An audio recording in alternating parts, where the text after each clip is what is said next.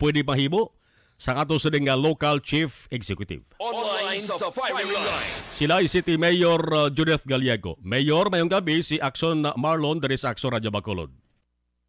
May gabi, Axel Marlon.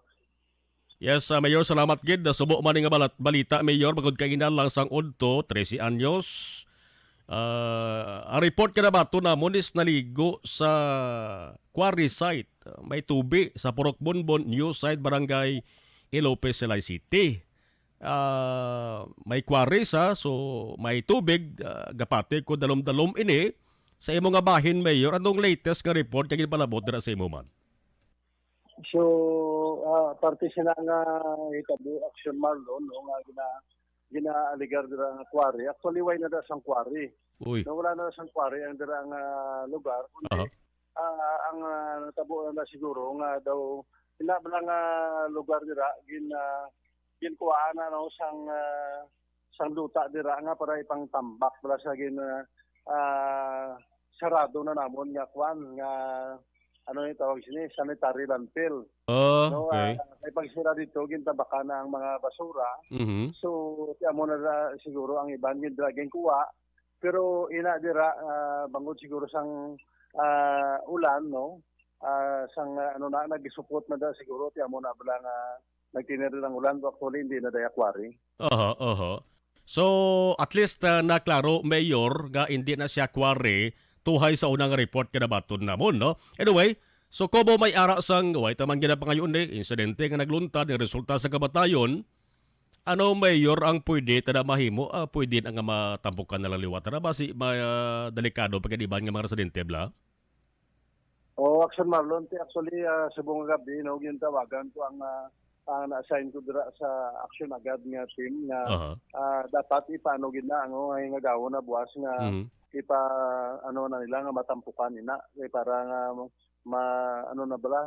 malikaw na ang mga pumuluyo sa peligro.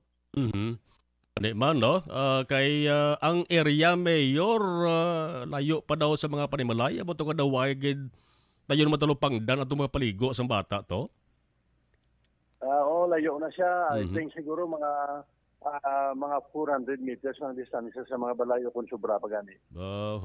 Are, Mayor, kantuan ko na lang, total safety na ginahambalan naton. Sa suba kay hindi tamang kung malikawan, Mayor, ba yung kabataan, minors na ligad, Talisay City, may nalumos man to, patay man tong babae, ganito yung nga bata. Dara sa silay, Mayor, sa mga suba na makitang waya sang quarry, pero perme ginapaliguan sa mga tao. Ang insidente ginasiling nga katabo gidman, pero sa mga insidente nga pagkalumos, labi na sa kabataan bala nga hiligid kung kaisa maligo sa suba. Ano ang pwede mahimo, Mayor, sang syudad para nga kung inigid man na punggan, at least mapaganhagan ang insidente sang pagkalumos, Mayor? Action Marlon, no, sa subong nga itaboy na, nagaplano ko nga ma-orderan ko buwas, no, ang mga grupo dira inspection ng tanan nga mga area nga makasubaan nga nakapan sa silay. Nga kung di na lang dalom ay ipatambakan nila, no, kung ipaanuan bala nga magnabaw kay para nga malikawan na bala ang mga itabo nga nagakalalumos, no. Ako na ako nga imando buwas sa aga. Yes. Kabay pa, Mayor, ga hindi na niya maduga sulit ang sa insidente ka mati kasubo ba sa ginikanan sa pamilya sining biktima mga kabataan. Anyway, Mayor, sa lawan ko lang makadali ha.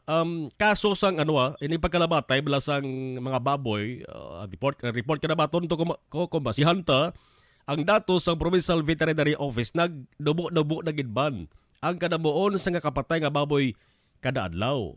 Ang Silay City, tinibuluan ta naman, isa sa mga lugar nga may confirmed case sang ASF. Pero ano so far, Mayor, ang latest nga monitoring nimo? So far, subong Action Marlon, why naman sa report sa ako, no, ang City Vet, although nagalibot na sila po, why na sa report sa ako na may nagkalamatay pa nga mga baboy diri sa amon sa siyudad sa Silay. Good. At least maka-prepare naman kita, Mayor, sa pagbabangon liwatan, no? Sa hog industry na ito, swine industry. Kay Hagadamo, Mayor, nagasiling bilang lapit na lang December. Basi kung magkulang man ang supply ng baboy. Anyway, Mayor, salamat gid sa tiyempo kag sa information gin hatag mo diri sa Axon Radyo Bacolod. Salamat gid mayong gabi. Salamat, Action Marlon, ngayong gabi. Action Firing Line. Mayor Judith Gallegos sang Silay City.